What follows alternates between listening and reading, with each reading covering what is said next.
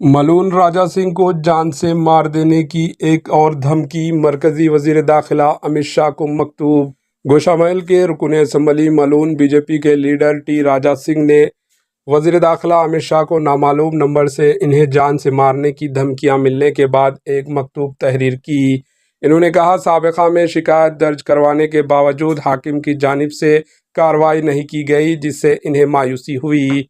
राजा सिंह ने कहा, इन्होंने पहले भी पुलिस में इन धमकियों के बारे में शिकायत दर्ज करवाई थी, ताहम इस मामले को हल करने के लिए कोई कार्रवाई नहीं की गई।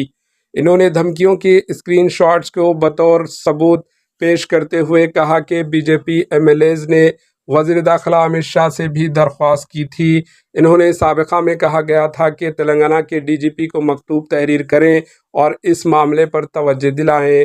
Social media platform Twitter X पर राजा सिंह ने अपनी परेशानी का इजहार करते हुए कहा कि एक बार फिर मुझे आज मुतअद्दिद नंबरों से जान से मारने की धमकियां दी गई है।